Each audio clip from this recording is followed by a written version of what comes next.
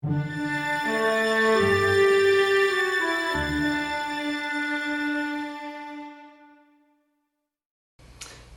welcome back to Wednesday night worship, and we're going to continue through the book of Nehemiah. So if you get your Bibles, make sure you turn to Nehemiah chapter 2. We're going to carry on from where we land, kind of the next step in the process of him doing exactly what God had set out for him to do. So first week we got to talk about how Nehemiah heard about the destruction in Jerusalem. Nehemiah was Jewish, and so being a servant there, a slave there in Persia, it was his desire to know the state of Jerusalem. And so his brother returned from Jerusalem. He heard that it was in disarray, that the walls had been torn down, that the gates had been burned up. And so Nehemiah's heart sank, and his desire was to care for and provide for the people there in Jerusalem. And so God began to work in his heart to restore Jerusalem back to the place that it should be. And so the whole reason that the Jewish people were taken into captivity by Babylon and then by Persia, it was because they had forgotten who God was. They weren't listening to God's voice any longer. They were following after their own desires and their own hearts and forgetting about God. And so all this took place for God to use this as an opportunity for the people to return back to him. And so God uses Nehemiah to make this happen. And so once Nehemiah hears about the destruction in Jerusalem, his heart breaks and he begins to work on this plan to go back and to rebuild Jerusalem. And so God begins to work in amazing ways to make this happen, using not only Nehemiah, but many other people along the story. And so Nehemiah goes to the king and he requests the king's resources, requests that the king give him the authority and the right to go and rebuild Jerusalem. And the king gives him that. The king, who is the oppressor of Jerusalem, is giving Nehemiah authority to go back and rebuild his city, which is a city that is devoted on the worship of God. And so all this begins to happen. Nehemiah goes to Jerusalem, and as he arrives there, what we talked about last week was how Nehemiah began to work on a plan. He goes out in the middle of the night when no one else is around to inspect the walls. And so as he's inspecting the walls, he's jotting down every little detail of every little thing that needs to take place in order for this city to be rebuilt, for the walls to be rebuilt in Jerusalem. And so he's writing down all these things, taking note of all that needs to take place. And so we talked about last week how we need to be inspecting really the mission field that God has given to us, where he's sending us to. We need to be coming up with a plan on how we're going to intentionally reach the people that God has put in our lives with the gospel, with the good news of who Jesus is.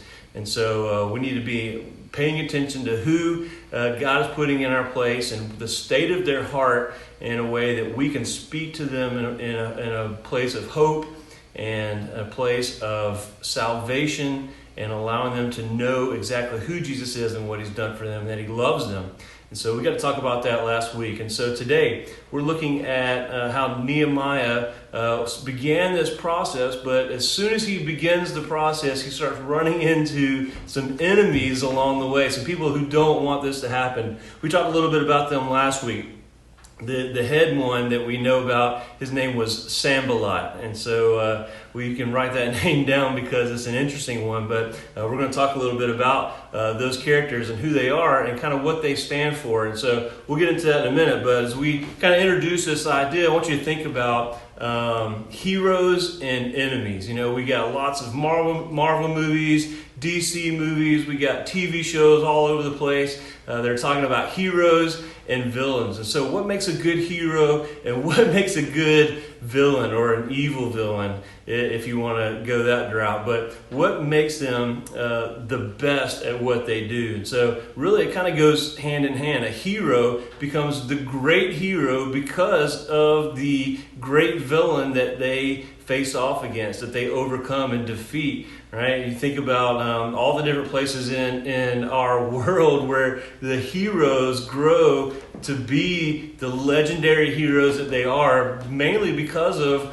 whatever obstacle or enemy or whatever it was that they faced, they are made a greater hero because of the greatness of whatever it was that they overcome. A couple examples you can think of, right? Batman. You think about Batman, who many would say is one of the greatest heroes, not because of any superpower that he has, but because of the enemy that he has to overcome, or multiple enemies. But the greatest enemy that he has is also known as possibly one of the greatest villains, the Joker, right? This is a movie came out not too long ago. Actually, several movies have come out involving the Joker because he's a big deal of a villain. Batman versus the Joker. You think about all the way back in the 1980s, you probably didn't experience that. Actually, I was born the year after that. But in the 1980 Olympics, that's when we see the story of the United States hockey team that went and defeated an undefeatable Russian hockey team. There's a movie about it. You may have seen it before. It's called Miracle, but it's this great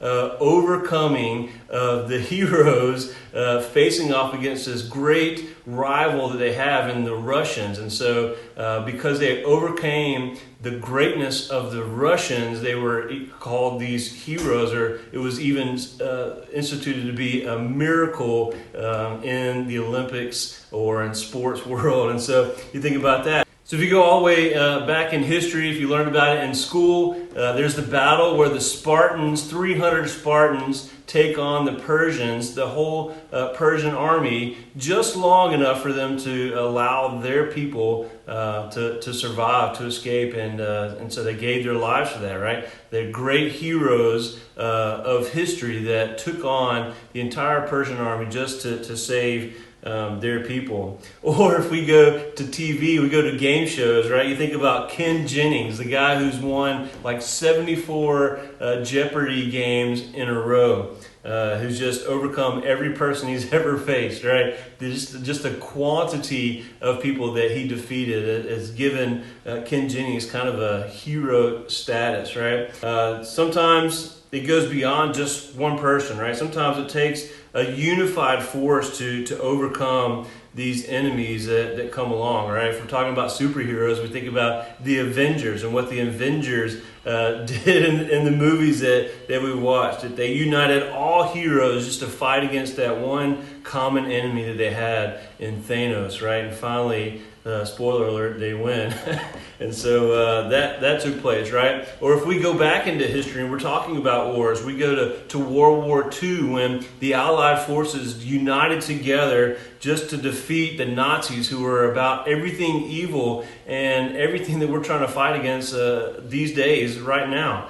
And then if we go all the way back to the 14th century, right? How the world had to endure the Black Plague that you've heard about before, that has killed somewhere between 16 and 20% of the entire world population, right? There's some sort of hero status there, and just the human race trying to endure through these times of plague, right? And that's considered one of the worst plagues that the earth has ever endured, that the humanity has ever endured. So last week we talked about Nehemiah and his enemies in Jerusalem a little bit. We just kind of touched base on their names and kind of who they were. But Sanballat, Tobiah, and today we're going to add Geshem as another one who steps in as one of the people that confronts Nehemiah, that kind of becomes an enemy of Nehemiah. So a few things, we're going to talk about a few little tedious things just so we can understand really their heart and where they're coming from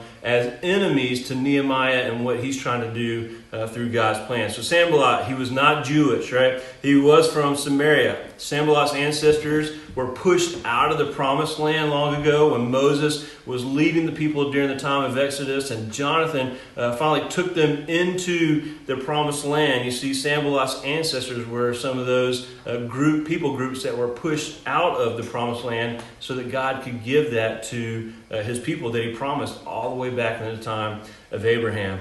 Sanballat had now, during the time of Nehemiah, he had now taken charge of Jerusalem and was now the authority. And so he was the authority there in Jerusalem.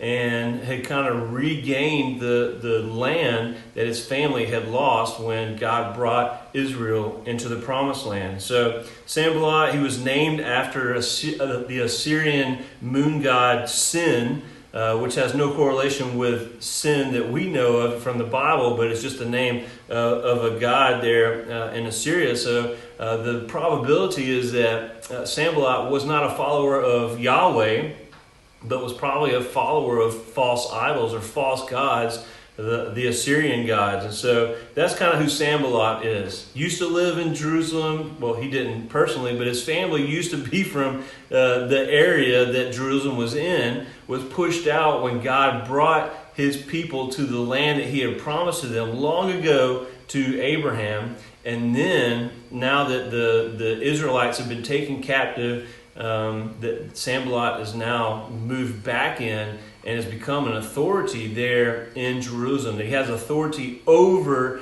the remaining Jewish people there in Jerusalem. Tobiah was a descendant of Lot, who was the nephew of Abraham. And so Tobiah actually has some loose connection with the Jewish people. But here's the problem with that, right? During the Exodus, when Moses was taking the slaves from Egypt into the Promised Land, the Ammonites were given an opportunity to help out with those slaves as they were traveling. And guess what they did? They didn't help. They didn't do anything to help. And so through that, God punished them. He punished them and was going to remove them from that land. Even though they had some loose connection with Abraham by being the descendants of Lot, they did not help in any way. And so they were being removed from that land. And so as that took place, they became bitter and they became enemies of the Israelites for years and years and years. And so as they continued to battle against Israel, they continued to battle against King David and King Solomon and the kings after that. Eventually, what happened was Israel overcame the people group that Tobiah comes from, and they essentially became servants of the Israelites. And so that's kind of what happened there. But when we see that the Israelites were now taken captives because they weren't listening to God, now Tobiah has moved in and kind of become a partner to Sanballat to be an authority there in Jerusalem. And then we get to Geshem, who is the only Arab that's mentioned in the whole entire Bible. So this is the guy right here, Geshem. And we don't really know much about him other than the fact that he was not Jewish. Right? He didn't come from a Jewish family, so that's who he is. But he did hold this authority role, just like Sanballat, just like Tobiah. He had a place of authority over Jerusalem and the people that lived there. So we have three guys who really have historical connections, but no personal connection to Jerusalem. And so now they've moved in to kind of take authority, to take over in Jerusalem. And so they become the enemies of Nehemiah and what he's trying to do in restoring Jerusalem back to a place that honors and trusts God and sees worship towards him. So I want to pause there. We're going to continue in the next video, but take an opportunity to make sure you're in Nehemiah chapter 2. We're going to continue on and learn a little more about what's happening there in Nehemiah.